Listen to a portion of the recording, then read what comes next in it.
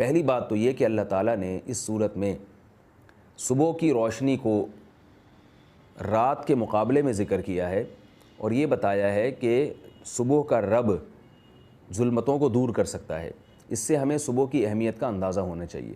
خاص طور پر صبح کا وقت جب طلوع ہو رہا ہوتا ہے سورج اور جب صبح ہو رہی ہوتی ہے۔ ہماری قوم کا بہت بڑا المیہ یہ ہے کہ ہماری قوم میں شاید 80% لوگ فجر کی نماز کے بعد سونے کے عادی ہیں۔ یہ ان کی بات کر رہا ہوں جو نماز پڑھتے ہیں، اور جو نماز نہیں پڑھتے وہ تو اٹھتے ہی دیر سے ہیں۔ نبی صلی اللہ علیہ وسلم نے ارشاد فرمایا بورک لامتی فی بکورہا، اللہ نے میری امت کی برکت صبح کے وقت میں رکھی ہے، یعنی بالکل ابتدائے صبح میں جب سورج نکل رہا ہو تو اس وقت ہمیں بیدار رہنا چاہیے، یا تو اللہ کی عبادت میں مشغول ہوں یا اپنے دنیا کی کاموں میں مشغول ہوں۔ وہ سونے کا وقت نہیں ہے، اس کو سوتے میں ضائع کر دینا اس برکت والے وقت ہو، یہ بڑی محرومی کی بات ہے۔ اسلاف سے بہت زیادہ تواتر کے ساتھ فجر کی نماز کے بعد یا صبح کے وقت سونے کی ممانعت منقول ہے، اگرچہ یہ حرام نہیں ہے یہ عمل، مگر اس کو شریعت میں ناپسندیدہ سمجھا گیا ہے۔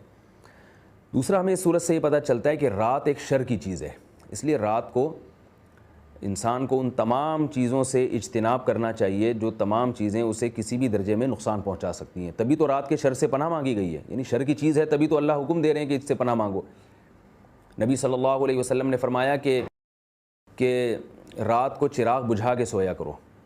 فَإِنَّ الْفُوَيْسِقَةَ تَضْرِمُ النَّارَ عَلَىٰ أَهْلِهَا، اس لیے کہ جو فاسق جانور ہے یعنی چوہا اور اس طرح کے جانور،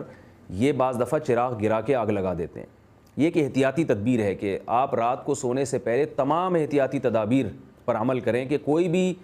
آپ کو نقصان نہ پہنچا سکے۔ بہت سے لوگ اس بارے میں غفلت کا شکار ہوتے ہیں، وہ رات کو سو گئے، بس آئے بستر پہ پڑے سو گئے، وہ احتیاط نہیں کرتے، نہ وہ رقیہ پڑھتے ہیں جس کا ہمیں حکم دیا گیا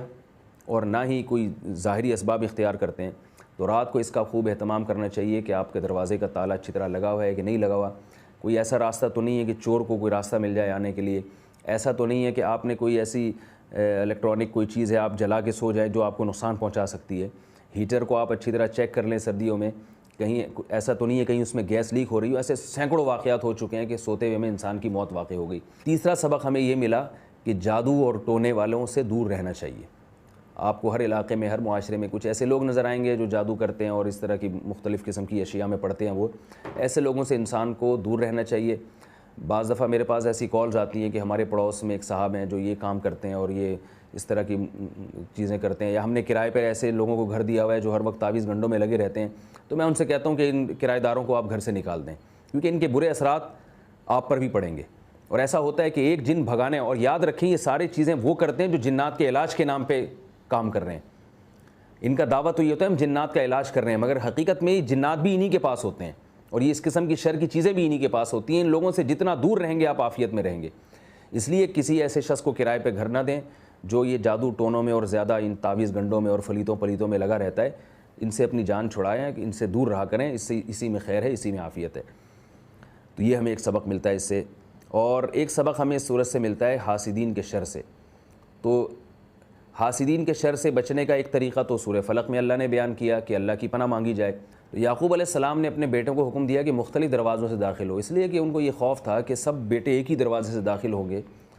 تو جب لوگ دیکھیں گے کہ ایک باپ کے اتنے خوبصورت اور اتنے جوان بیٹے اور سب ایک ہی باپ کے ہیں، یعنی ایک ہی باپ کے اولاد ہیں، تو وہ باپ کتنا خوش قسمت ہے، تو اس سے نظر لگنے کا خطرہ ہے۔ اس لیے یعقوب علیہ السلام نے حکم دیا کہ مختلف دروازوں سے داخل ہو، اور میں نے جیسے بتایا نظر عمومی طور پر حاسدوں کی لگتی ہے، تو اس لیے یہ بھی اہتمام کرنا چاہیے کہ ہر ایک کے سامنے اپنی نعمت کو بیان نہ کیا جائے۔